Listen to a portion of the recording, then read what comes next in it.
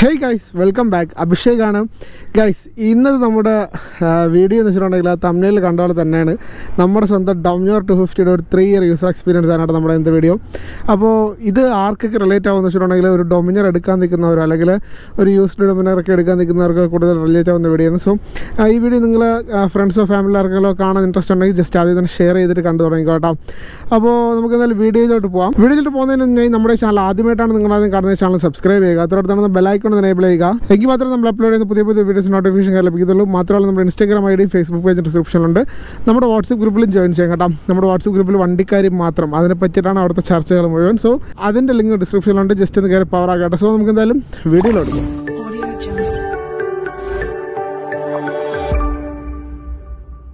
അപ്പോൾ ഗൈസ്, ഇതാണ് എൻ്റെ വണ്ടി കേട്ടോ. അതായത് ആരെങ്കിലും പുതിയതായിട്ട് എൻ്റെ ചാനൽ കാണുന്നെങ്കിൽ അവർക്ക് വേണ്ടിയിട്ടുള്ളൊരു ചെറിയ കാര്യമാണ്. ഇതാണ് എൻ്റെ വണ്ടി. 2022 മോഡൽ ഡൊമിനോർ 250 ആണ്. ഇതിൻ്റെ കളർ ഇതൊന്നും അല്ലായിരുന്നു. ഇതിൻ്റെ കളർ എന്ന് വെച്ചിട്ടുണ്ടെങ്കിൽ റെഡ് ബ്ലാക്ക് വിത്ത് സിൽവർ എന്ന് പറയുന്നൊരു കളർ കോമ്പോയിലായിരുന്നു. ഇതിൽ സിൽവർ പറഞ്ഞ പോർഷൻസ് അത്രയും ഞാൻ മാറ്റിയിട്ട് അതൊക്കെ റെഡ് ആക്കിയിട്ടുണ്ട് കേട്ടോ. കാരണം എനിക്ക് റെഡ് എന്ന് പറയുന്ന കളർ അല്ലെങ്കിൽ ഭയങ്കര ഇഷ്ടമാണ്. അതായത് ഇത്രയും റെഡും ഇതിൻ്റെ ഇപ്പുറത്തോട്ട് സിൽവറും അതുപോലെ ബാക്കിലും അങ്ങനെയായിരുന്നു. അതെല്ലാം ഞാൻ മാറ്റി ഫുൾ ഒരു റെഡ് ആൻഡ് ബ്ലാക്ക് കോമ്പോയിലോട്ട് ഞാൻ മാറ്റിയിട്ടുണ്ട്. അതായത് ഒരു ഗ്ലോസി റെഡ്, അതായത് ഇതിൻ്റെ ഫിനിഷിങ് കാണണമെങ്കിൽ കണ്ടില്ലേ, ഇതാണ് ഇതിൻ്റെ ഫിനിഷിങ്. ഒരു ഗ്ലോസി റെഡ് കോമ്പോയിലോട്ട് മാറ്റി എൻ്റെ സ്വന്തം ഡൊമിനോർ 250 ആണ്. അപ്പോൾ ഇതാണ് നമ്മുടെ ഇന്നത്തെ അതിഥി, അല്ലെങ്കിൽ ഇവൻ്റെ ഒരു 3 ഇയർ യൂസർ എക്സ്പീരിയൻസ് ആണ് നമ്മളിന്ന് ചർച്ച ചെയ്യാനായിട്ട് പോണത് കേട്ടോ. അപ്പോൾ ഡൊമിനോറിൻ്റെ യൂസർ എക്സ്പീരിയൻസ് പറയുമ്പോൾ നമുക്ക് ആദ്യം തന്നെ പറയാനുള്ള ഒരു ഏറ്റവും വലിയ കാര്യമാണ്, അതായത് നമ്മുടെ ഡൊമിനോർ ഒരു ടൂറിംഗ് വണ്ടിയാണോ, ടൂറിംഗ് പർപ്പസിന് പറ്റിയൊരു വണ്ടിയാണോ ഡൊമിനോർ 250 എന്ന്. അപ്പം എൻ്റെ അഭിപ്രായത്തിൽ എനിക്ക് പറയാനുള്ളതെന്ന് വെച്ചിട്ടുണ്ടെങ്കിൽ ഒരു പക്ക സ്പോർട്സ് ടൂറാണ് ഡൊമിനോർ. ഇപ്പോൾ ഡൊമിനോർ 400 എടുക്കാൻ ആഗ്രഹിച്ച് നിൽക്കുന്ന ഒരാൾക്ക് ഡൊമിനോർ 250 ഞാൻ ഒരിക്കലും സജസ്റ്റ് ചെയ്യില്ല. കാരണം ഡൊമിനോർ 400 കിട്ടുന്ന ഒരു പഞ്ചിങ് പവർ ഉണ്ടല്ലോ, അതായത് ഒരു ഇനിഷ്യൽ പവർ ഒരിക്കലും ഡൊമിനോർ 250 കിട്ടൂല. ഇതൊരു മടിയനാണ്. പക്ഷേ ആ മടി മാറ്റി നിർത്തിയിട്ട് വണ്ടി ഒന്ന് കയറിക്കഴിഞ്ഞാൽ പിന്നെ ഒരു മാരക രക്ഷയില്ല. ഒട്ടുമിക്ക 250cc വണ്ടികളോടെ പിടിച്ചിരിക്കാൻ പറ്റുന്ന ഒരു വണ്ടിയാണ് ഡൊമിനോർ 250. പക്ഷേ എൻ്റെ കയ്യിലിരിക്കുന്ന ഈ ഒരു വണ്ടി ഒരിക്കലും പിടിച്ചിരിക്കത്തില്ല. കാരണം ഞാൻ ഒരു റവ് ചെയ്ത് ഓട്ടിക്കുന്ന ആളല്ല, ഒരു ഭയങ്കര സ്പീഡിൽ ഓട്ടിക്കുന്ന ആളല്ല. ഞാനൊരു പക്ക ടൂറിങ് പർപ്പസിൽ കൊണ്ടുവരുന്ന വണ്ടിയാണിത്. അതായത് ഭയങ്കര ഒരു സ്പോർട്സ് ഒന്നും ചെയ്യാണ്ട് ഒരു ടൂറിങ്ങിന് വേണ്ടിയിട്ട് ഒരു 100-120 സ്പീഡിൽ പോയി 80-100 ആ ഒരു സ്പീഡിലൊക്കെയാണ് ഞാൻ ഓട്ടിക്കുന്നത് കേട്ടോ. എൻ്റെ വീടിൻ്റെ അടുത്താണ് ബൈപ്പാസ്. ഞാൻ ബൈപ്പാസിലാണ് എന്നും പോകണം. ഞാൻ മാത്രമല്ല, ഞാനിതെന്നും ഒരു ഡെയിലി യൂസിന് ഉപയോഗിക്കുന്ന വണ്ടി കൂടെയാണ് ഡൊമിനോർ 250. എൻ്റെ ഡെയിലി യൂസിന് പറ്റിയ വണ്ടിയാണ്. ഞാൻ ഡെയിലി യൂസ് ചെയ്യുന്ന വണ്ടിയാണ് കേട്ടോ. എനിക്ക് ഈ ഒരു വണ്ടി മാത്രമല്ല, വേറെ ഫാഷൻ പ്ലസ് കൂടെ ഉണ്ട്. പക്ഷേ എന്നാലും ഞാൻ ഈ ഒരു വണ്ടി മാത്രമേ എല്ലായിടത്തും കൊണ്ടുപോകത്തുള്ളൂ.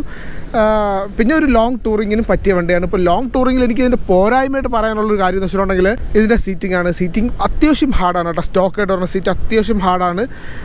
അതായത് ഇത് കണ്ടില്ലേ, ഇതൊരു സ്റ്റോക്ക് ആയിട്ട് പറഞ്ഞ സീറ്റാണ്. ഇത് അത്യാവശ്യം ഹാർഡായിട്ടുള്ള സീറ്റാണ്.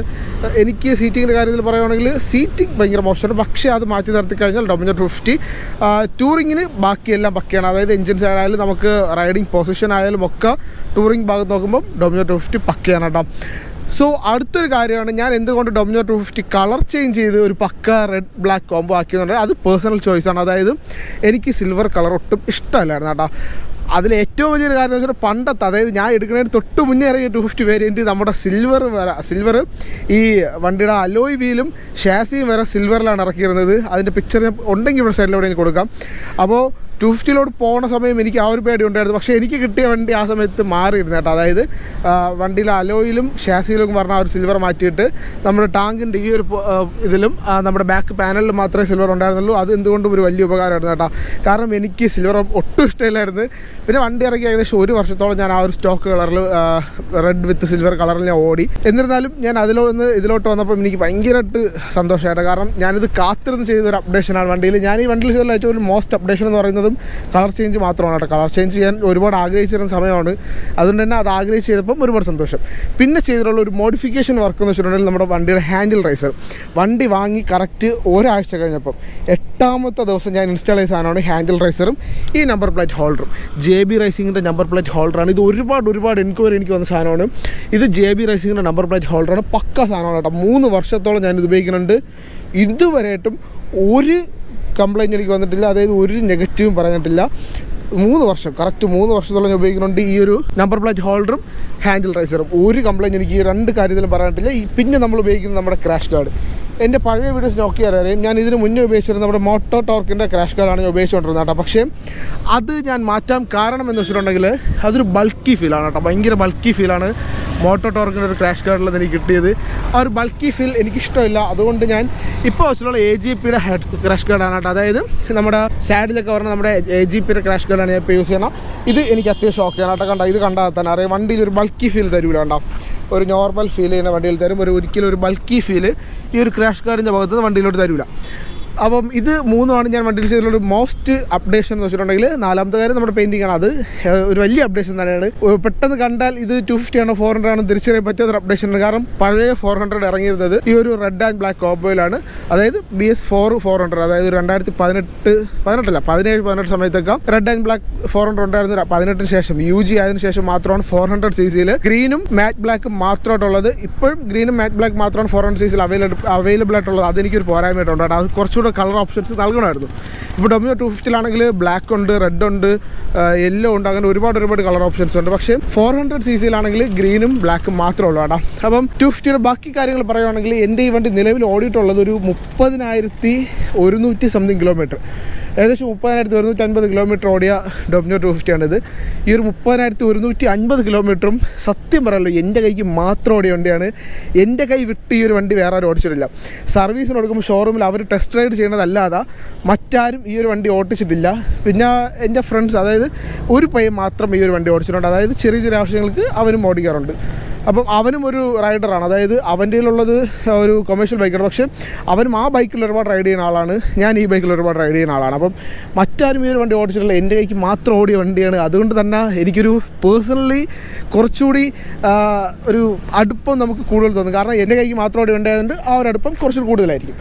അത് മാറ്റി നിർത്തി കഴിഞ്ഞാൽ വണ്ടിയുടെ പോരായ്മകളിലോട്ട് വന്നു കഴിഞ്ഞിട്ടുണ്ടെങ്കിൽ വണ്ടി എടുത്ത് കറക്റ്റ് 6ാമത്തെ മാസം എനിക്ക് കിട്ടിയൊരു പണിയാണ് വണ്ടിയുടെ ടൈമിംഗ് ചെയിൻ്റെ ഭാഗത്തുനിന്ന്. അതായത് ഞാൻ വണ്ടി ഒരു റൈഡ് പോകുന്ന സമയത്ത് ഈ ഒരു വണ്ടി എടുത്ത ആദ്യത്തെ റൈഡായിരുന്നു. എൻ്റെ ആദ്യത്തെ റൈഡായിരുന്നു ആലപ്പുഴയിലോട്ടുള്ള ഒരു ആദ്യത്തെ റൈഡ്. 6 മാസം കഴിഞ്ഞിട്ടാണ് ഈ വണ്ടി എടുത്ത് 6 മാസം കഴിഞ്ഞിട്ട് ആദ്യത്തെ ആലപ്പുഴ റൈഡ്. ആ ഒരു ടൈമിൽ എനിക്ക് വണ്ടിയുടെ എഞ്ചിൻ്റെ അവിടെ നിന്നൊരു ശബ്ദം, അതായത് കിർ എന്ന് പറയുന്ന ശബ്ദം, ആ ഒരു ശബ്ദം വന്നിട്ടുള്ളത് നമ്മുടെ ടെൻഷനറിൻ്റെ ഭാഗത്ത്, അതായത് ടൈമിംഗ് ചെയ്യുന്ന ഭാഗത്ത് നിന്നാണ്. ടെൻഷനർ മാറിയപ്പോൾ അത് ശരിയായി. ഫ്രീ ഓഫ് കോസ്റ്റിൽ എനിക്ക് അതിലൊന്നും ഒരു പൈസ പോലും എനിക്ക് ചിലവായിട്ടില്ല. ഫ്രീ ഓഫ് കോസ്റ്റിൽ എനിക്ക് ചെയ്ത് തന്നിട്ടുണ്ട്. കാരണം വണ്ടി അണ്ടർ വാറൻറ്റി ആയിരുന്നു. ഇപ്പോൾ 3 വർഷം കഴിഞ്ഞു എൻ്റെ വണ്ടിയുടെ വാറൻറ്റി എല്ലാം ഔട്ടായിട്ടുണ്ട്. നമുക്ക് റോഡ് സൈഡ് അസിസ്റ്റൻസും എല്ലാം ഉണ്ടായിരുന്നു. ഇപ്പോൾ 3 വർഷം കഴിഞ്ഞു വണ്ടിയുടെ എല്ലാ വാറൻറ്റി കട്ടായിട്ടുണ്ട്. എഞ്ചിൻ വാറൻറ്റി മാത്രം ഇനി 2 വർഷം കൂടെ ഉണ്ട് കേട്ടോ. 5 വർഷം ഡൊമിനോറിൻ്റെ എഞ്ചിൻ വാറൻറ്റി. പക്ഷേ എഞ്ചിൻ വാറൻറ്റി നമ്മൾ കറക്റ്റ് ഡൊമിനോറിൻ്റെ ബജാജിൻ്റെ സ്വന്തം ഓയിലാണ് ഒഴിക്കണമെങ്കിൽ നമുക്ക് എഞ്ചിൻ വാറൻറ്റി അപ്ഡേറ്റ് ചെയ്ത് പോകുന്നതാണ്. കാരണം ഡൊമിനോറല്ലേ എഞ്ചിൻ വാറൻറ്റി തന്നുകൊണ്ടിരിക്കും. എഞ്ചിൻ പൊട്ടിത്തെറിക്കുക അങ്ങനത്തെ കാര്യങ്ങളൊക്കെയാണ് കേട്ടോ. അല്ലാതെ നമ്മൾ ഓയിൽ മാറ്റി വെച്ച് വേറെ കംപ്ലയിൻ്റ് ഒക്കെ ആയി തരില്ല. 5 വർഷം കൂടി ഇനി എഞ്ചിൻ വാറൻറ്റി, അതായത് ഇനി 2 വർഷം കൂടെ നമുക്ക് എഞ്ചിൻ വാറൻറ്റി ഉണ്ട്. ബാക്കി എല്ലാ വാറൻറ്റിയും ഇലക്ട്രോണിക് വാറൻറ്റി എല്ലാം കഴിഞ്ഞിട്ടുണ്ട്. 3 വർഷമായിട്ടുണ്ട് കേട്ടോ. അപ്പം ഇനി വണ്ടിയുടെ വാറൻറ്റിയുടെ ഭാഗത്ത് ഞാൻ നോക്കേണ്ടത്. കാരണം എഞ്ചിൻ വാറൻറ്റി മാത്രമേ ഉള്ളൂ 2 വർഷം കൂടെ. അപ്പോൾ ഇനി ഞാൻ ആഗ്രഹിക്കുന്നതെന്ന് വെച്ചിട്ടുണ്ടെങ്കിൽ നമ്മുടെ വണ്ടിയുടെ 8ാമത്തെ സർവീസ്, ഇനി ഒരു 4000 കിലോമീറ്റർ കഴിഞ്ഞിട്ടുണ്ടെങ്കിൽ നമ്മുടെ വണ്ടിയുടെ 8ാമത്തെ സർവീസ് ആവും. ആ ഒരു ടൈമിൽ ഞാൻ വണ്ടിയിൽ മോട്ടിയോളിൻ്റെ ഓയിലാണ് ഞാൻ ഒഴിക്കാനായിട്ട് പോകണം കേട്ടോ. മോട്ടിയോളിൻ്റെ ഓയിൽ ഒഴിക്കുമ്പോൾ പ്രത്യേകത വെച്ചിട്ടുണ്ടെങ്കിൽ ഞാൻ ഒരുപാട് അന്വേഷിച്ചപ്പോൾ ഞാൻ അറിഞ്ഞത്, നമ്മുടെ ഗ്രൂപ്പിൽ, നമ്മുടെ വാട്സപ്പ് ഗ്രൂപ്പിൽ ഒരുപാട് പേര് പറഞ്ഞ കാര്യമുണ്ട്. മോട്ടിയോളിൻ്റെ ഓയിൽ ഒഴിക്കുമ്പോൾ നമുക്ക് കുറച്ചുകൂടി ഗിയർ ഷിഫ്റ്റിങ് കുറച്ചുകൂടി സ്മൂത്ത് ആവുന്നുണ്ട്.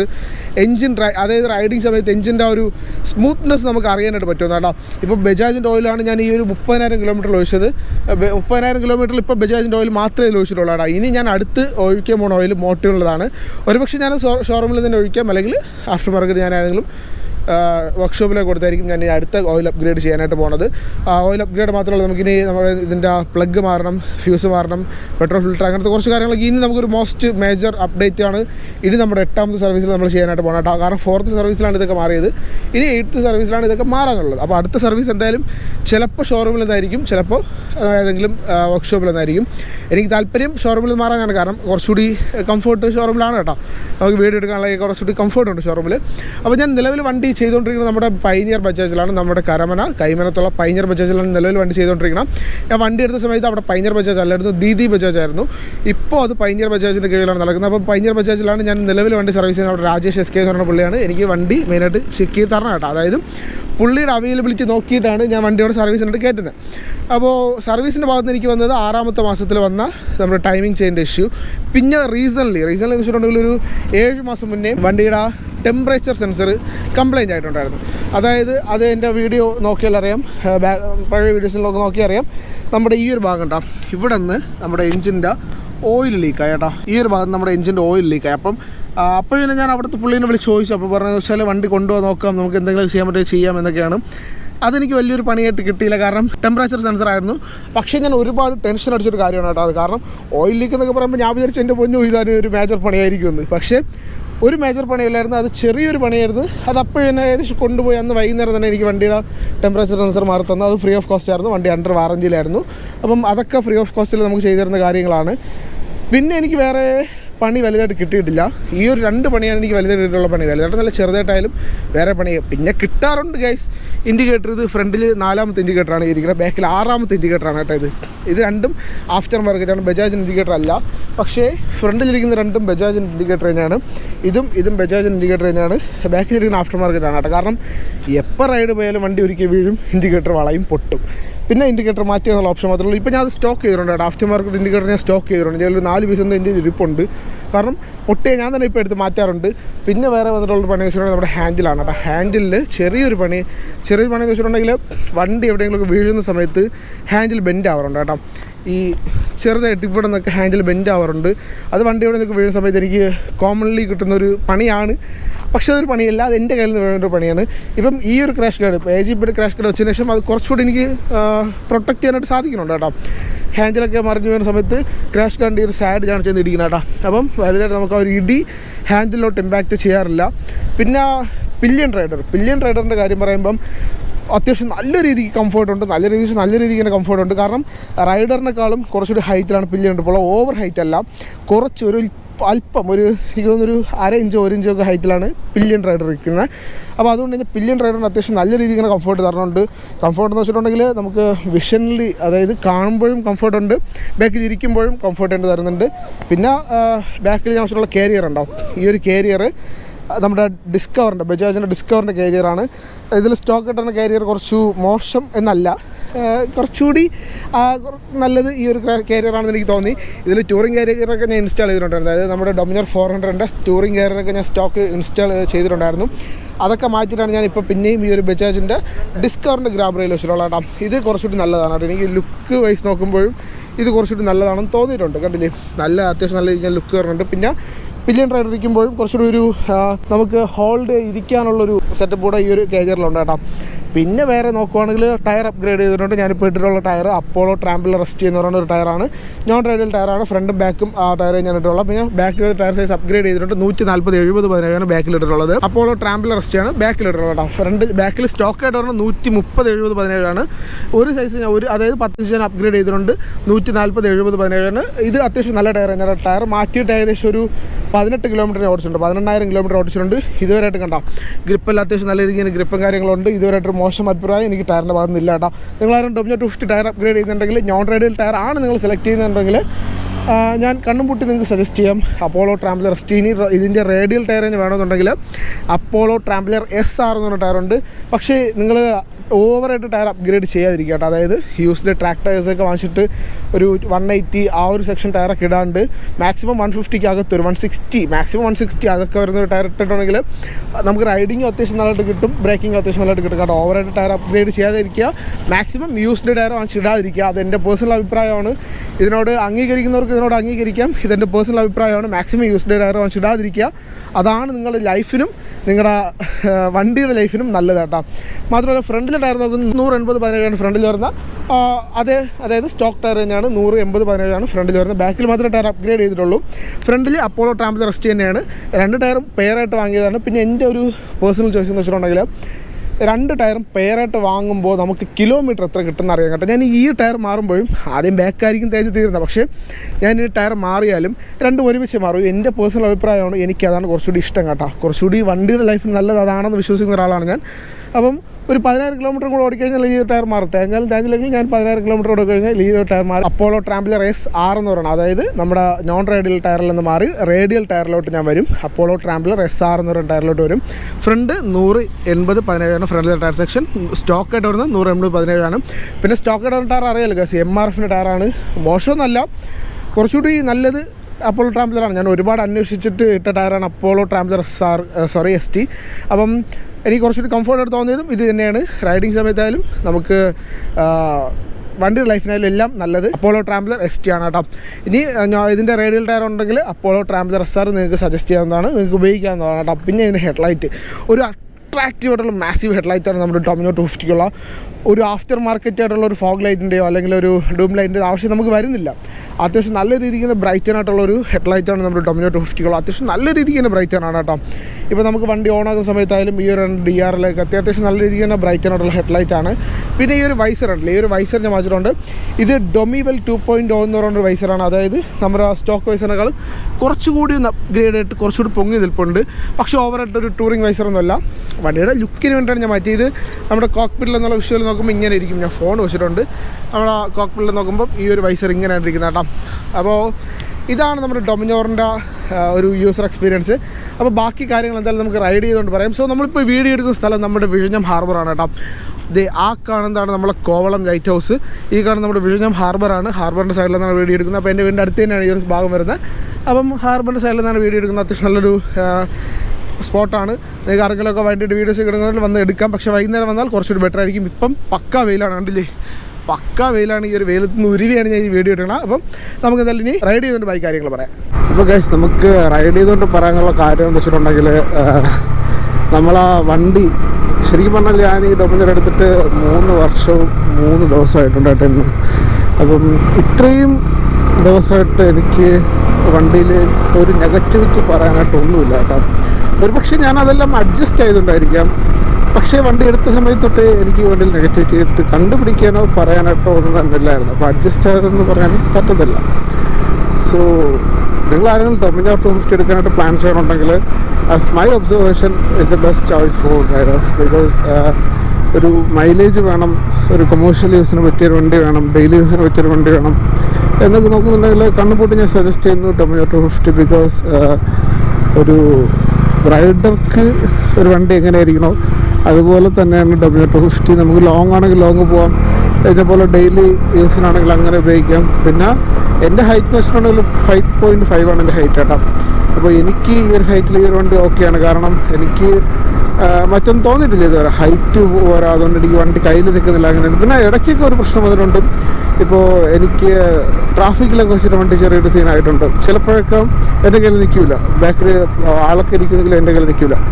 പിന്നെ പില്യൺ റൈഡർ എന്ന് പറയുമ്പോൾ എൻ്റെ അമ്മയും ഈ വണ്ടിയിൽ യാത്ര ചെയ്യുന്ന ഒരാളാണ്. എൻ്റെ അമ്മ ഇപ്പോൾ ഒരു സൈഡാണ് ഇരിക്കുന്നത്. അപ്പം അമ്മയ്ക്കും നല്ല കംഫർട്ടാണ്. എൻ്റെ പ്രീവിയസ് വീഡിയോ നോക്കിയാൽ ഞാൻ അമ്മയും കൊണ്ട് ഒരു ആലപ്പുഴ റൈഡ് പോയിട്ടുണ്ട്. അപ്പോൾ അതിൽ അമ്മ ഒരു സൈഡാണ് ഫുൾ ഇരുന്നത് കേട്ടോ. എൻ്റെ ഇവിടെ ആലപ്പുഴ വരെ എനിക്ക് ഏകദേശം ഒരു 180 കിലോമീറ്റർ അടുപ്പിച്ചുണ്ട് ഒരു വാക്ക്. അപ്പം ഇതിനിടയ്ക്ക് നിർത്തി തന്നെ. പക്ഷേ അതിനിടയ്ക്ക് അമ്മയ്ക്ക് വരെ ബുദ്ധിമുട്ടൊന്നും വലുതായിട്ടുണ്ടായിട്ടില്ല. സോ റൈഡർക്കും പില്യനും ഒരുപോലെ കംഫർട്ട് തരുന്നൊരു വണ്ടിയാണ് ഡൊമിനോ 250. അത് എൻ്റെ അഭിപ്രായത്തിൽ പറയുന്നതാണ്. പിന്നെ എൻ്റെ വണ്ടിയിൽ ഇപ്പോൾ കിട്ടുന്ന മൈലേജ് അത് ഏകദേശം ഒരു 38 അടുപ്പിച്ച് കിട്ടണുണ്ട് കേട്ടോ. ഞാൻ മൈലേജ് ടെസ്റ്റ് ചെയ്തിട്ടുണ്ട്, അതും എൻ്റെ പ്രീവിയസ് വീഡിയോസിലുണ്ട്. ഞാൻ മൈലേജ് ടെസ്റ്റ് ചെയ്തിട്ടുണ്ട്, അതിലും എനിക്ക് ഏകദേശം ഒരു 36 അടുപ്പിച്ച് മൈലേജ് കിട്ടുന്നുണ്ട്. 35.5 ആണ് എനിക്ക് അപ്പോഴേറ്റ് മൈലേജ്. അത് ഇതുപോലത്തെ ബൈപ്പാസ് ഒന്നുമല്ല, ബൈ റോഡാണ്. ഈ ബൈ റോഡല്ല, നമ്മുടെ ഉള്ളിലോട്ടുള്ള റോഡുകൾ, വളവും തിരും ഗട്ടറൊക്കെ ഉള്ള റോഡുകളാണ്. അപ്പോൾ അതിലെനിക്ക് 35.5 കിട്ടുന്നുണ്ട്. ഇപ്പോൾ എനിക്ക് തോന്നുന്നു ഏകദേശം ഒരു 38-39 കിട്ടുന്നുണ്ട് കേട്ടോ.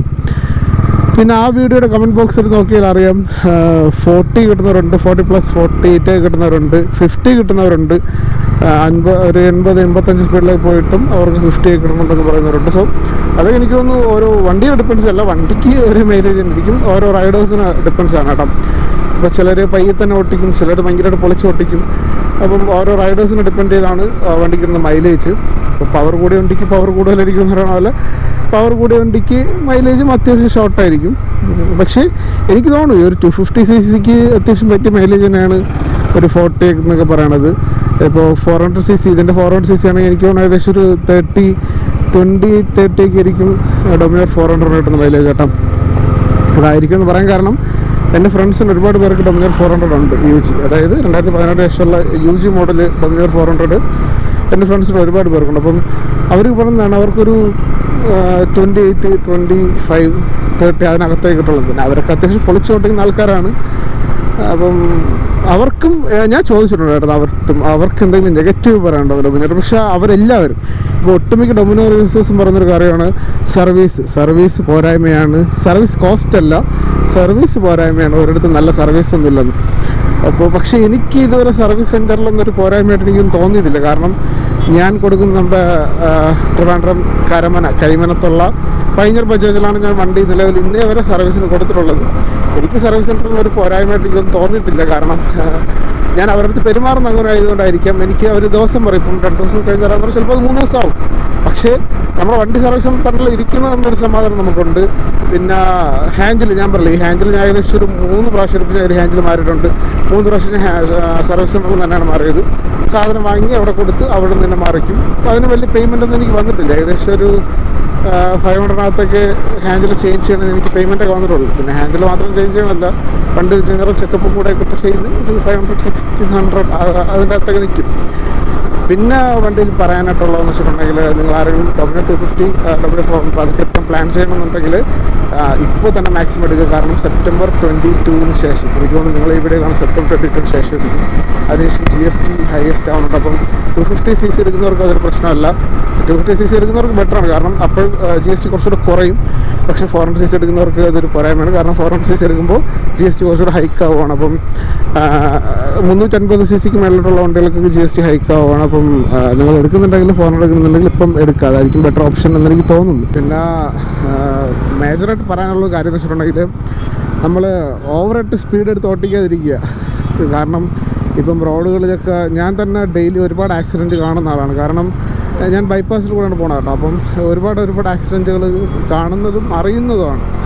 അപ്പം മേജറായിട്ട് നിങ്ങൾ ഓവറായിട്ട് സ്പീഡ് എടുത്ത് പോകാതിരിക്കുക. നമ്മൾ കുറച്ച് ടൈം താമസിച്ചാലും നമ്മുടെ ആരോഗ്യം അതുപോലെ കിടക്കും. അപ്പോൾ ഞാൻ ആക്സിഡൻറ്റ് ആയിട്ടില്ലാത്ത ആളൊന്നുമല്ല, എനിക്കും ആക്സിഡൻറ്റ് പറ്റിയിട്ടുണ്ട്. എൻ്റെ ഒരു 2 വർഷം മുന്നേ എനിക്കൊരു ആക്സിഡൻറ്റ് പറ്റിയിട്ടുണ്ട്. കാലിന് ചെറിയൊരു പണി കിട്ടിയിട്ടുണ്ട്. ഇല്ലെന്നല്ല, പക്ഷേ ആ സമയത്ത് നമ്മൾ അനുഭവിക്കുന്ന അത് നമ്മളെ വീട്ടുകാർ മാത്രമേ അനുഭവിക്കുള്ളൂ കേട്ടോ. നമ്മൾ അനുഭവിക്കുക നമ്മളെ കുറിച്ച് നമ്മളെ കാരണം കഷ്ടപ്പെടുന്ന വീട്ടുകാരാണ്. അപ്പം മാക്സിമം പയ്യെ പോവുക. അതെപ്പോഴും റൈഡറിൻ്റെ മൈൻഡിൽ അതുണ്ടാവണം. പിന്നെ നിങ്ങൾക്കൊക്കെ ഒരു റൈഡ് പോകാൻ താല്പര്യമുണ്ടെങ്കിൽ പോവുക. ഇപ്പം Dominar എടുക്കാൻ പ്ലാൻ ഉണ്ടെങ്കിൽ നിങ്ങൾ ടെസ്റ്റ് റൈഡ് ചെയ്തതിന് ശേഷം മാത്രം ഷോറൂമിൽ പോയി ടെസ്റ്റ് റൈഡ് ചെയ്തതിന് ശേഷം മാത്രം Dominar എടുക്കുക. ടെസ്റ്റ് റൈഡ് ചെയ്യുമ്പോൾ മാക്സിമം നിങ്ങൾ സ്പീഡ് കയറി ഒരു 80-85 അതിനകത്ത് കയറി 6 സ്പീഡ് ഗിയർ ബോക്സൊക്കെ എൻജോയ് ചെയ്ത് 6 ഗിയർ മാറി റൈഡ് ചെയ്യാൻ നോക്കുക. അപ്പം നിങ്ങൾക്ക് കുറച്ചുകൂടി കംഫർട്ടായിട്ട് റൈഡ് ചെയ്യാനായിട്ട് പറ്റും കേട്ടോ. കുറച്ചുകൂടി കംഫർട്ടാണെന്ന് വെച്ചിട്ടുണ്ടെങ്കിൽ അത്യാവശ്യം നല്ല കംഫർട്ടായിട്ട് നിങ്ങൾക്ക് റൈഡ് ചെയ്യാനായിട്ട് പറ്റും. അപ്പോൾ അതൊക്കെ ഒന്ന് എൻജോയ് ചെയ്യുക. സോ എനിക്ക് തോന്നുന്നു വേറെ ഒന്നും പറയാനായിട്ടില്ല എന്ന് തോന്നുന്നു. പിന്നെ ഇതിൽ നിങ്ങൾക്ക് എന്തെങ്കിലും സംശയം ഉണ്ടെങ്കിൽ ജസ്റ്റ് എനിക്കൊന്ന് മെസ്സേജ് ചെയ്യുകയോ നമ്മുടെ വാട്സപ്പ് ഗ്രൂപ്പിൽ നിന്ന് മെസ്സേജ് ചെയ്യുക മാത്രം ചെയ്യുക. വാട്സപ്പ് ഗ്രൂപ്പിൻ്റെ ലിങ്ക് ഡിസ്ക്രിപ്ഷനിലുണ്ട്. പിന്നെ കുറേ ദിവസം ശേഷമാണ് ഞാനൊരു വീഡിയോ ആയിട്ട് പറഞ്ഞപ്പം എനിക്ക് നിങ്ങളുടെ സപ്പോർട്ടൊക്കെ ഇനി വേണം. കാരണം ഞാൻ കണ്ടിന്യൂസ്ലി ഇവിടെ ഇടാനായിട്ടാണ് ഉദ്ദേശിക്കുന്നത്. എനിക്ക് ഒരുപാട് വണ്ടികളൊക്കെ എടുത്ത് മോഡിഫൈ ചെയ്യാനായിട്ടുള്ള ഒരു പ്ലാനൊക്കെ ഉണ്ട്. അപ്പം ജസ്റ്റ് നമ്മളെ ചാനലൊക്കെ സബ്സ്ക്രൈബ് ചെയ്ത് കൂടിക്കോ. നിങ്ങളുടെ ഫാമിലിയിലോ ഫ്രണ്ട്സിലോ ആർക്കെങ്കിലും ഒക്കെ Dominar 250 Dominar 400 എടുക്കാൻ പ്ലാൻ ചെയ്യണമെന്നുണ്ടെങ്കിൽ ഈ ഒരു വീഡിയോ അയച്ചു കൊടുക്കാം. Dominarൻ്റെ ഒരു 3 റേസ് എക്സ്പീരിയൻസ് ആണ് എൻ്റെ ഭാഗത്തു നിന്നുള്ള. അപ്പോൾ അങ്ങനെ ആരെങ്കിലും കൊണ്ട് ജസ്റ്റ് നിങ്ങൾ ഈ വീഡിയോ ഒന്ന് അയച്ചു കൊടുക്കാം. സോ ഗൈസ്, ഇത്രയുള്ള നമ്മുടെ വീഡിയോ ഇഷ്ടം ലൈക്ക് ചെയ്യുക, ഷെയർ ചെയ്യുക, സബ്സ്ക്രൈബ് ചെയ്യുക. മറ്റൊരു വീഡിയോ കാണാം. അതുവരേക്കും ബൈ.